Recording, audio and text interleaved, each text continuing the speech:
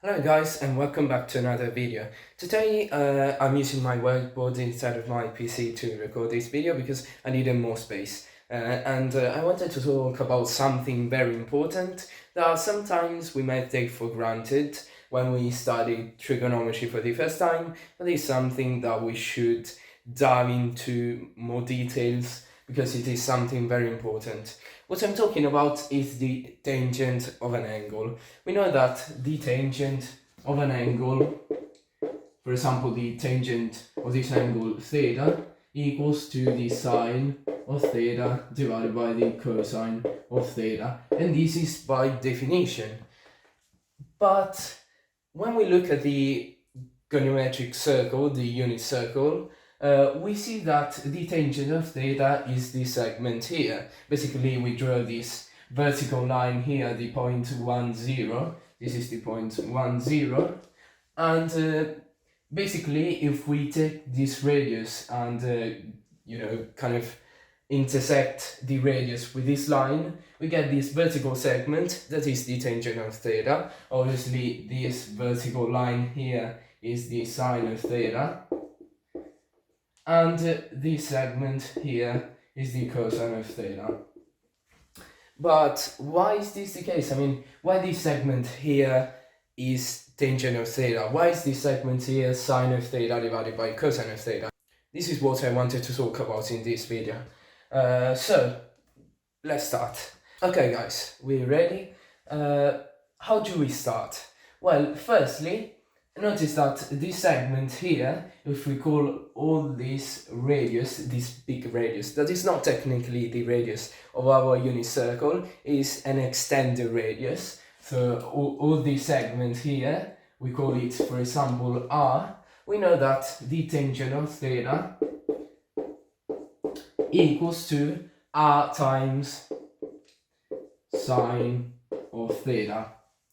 Now, why we put tangent of theta equals to r times sine theta? Because if we draw a bigger circle here, we basically know that r times sine theta gives indeed the tangent of this angle theta here. But we don't know what r is. And notice that once we, increase the angle, for example, we take this bigger angle here, this distance remains the same. This distance is always 1.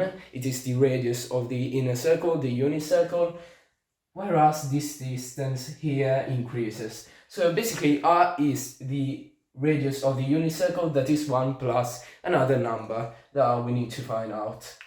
We don't need to put r equal to this number plus 1 because we can treat everything as a whole, just calling it r and do the calculations with r. Now, our goal is to find what r is equal to, because then, knowing r, we must multiply r times sine theta and we get the tangent of theta. So this is what we're doing today. Now guys, what can we do? Well, I tried to draw it here, but it's a mess, so I'm going to redraw everything in a better way so you can understand what I'm talking about. Alright, so we have this right angle triangle here. This is theta. This length here is 1, whereas this length here is the tangent of theta. So we're basically taking a look at this triangle here, and this distance is r. So what can we do? We could use Pythagorean theorem to figure out what r is equal to. So let's do it. We know that r squared equals to 1 squared plus this side squared, so tangent squared theta. But remember that this equals to r times sine of theta. So plus r squared sine squared of theta. Alright, nothing new right now. Now we need to bring r squared sine squared theta to the other side of the equation. So we have r squared minus r squared sine squared of theta equals 1 squared, which equals 1 obviously. Now we can factor out r squared. So r squared times 1 minus sine squared theta equals 1. And we know this is a very famous trigonometric identity. We know that 1 minus sine squared theta, this is obviously cosine squared theta. And we can bring it to the other side of the equation. So we get r squared equals to 1 over cosine squared of theta. Another thing we could do is to take the square root on both sides. So I'm going to write it here.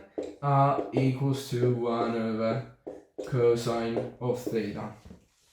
Now we know what r is equal to, and we just need to substitute this back into this equation to figure out what the tangent of theta equals to. So we expect the tangent of theta, if we define it geometrically, to be equal to r times sine theta. R is 1 over cosine theta, so 1 over cosine theta times sine of theta, and this equals to the tangent of theta, as you can see, because this is sine of theta or cosine of theta. So whether we define the tangent geometrically or as the ratio of sine and cosine, we get that this is indeed the segment geometrically. So I think this is nice, and it is not something covered in some trigonometric classes. It's just something taken for granted, but today we discovered something new about it. So if you enjoyed this video, please subscribe to my channel and share this video with your friends. As always, until next time, bye.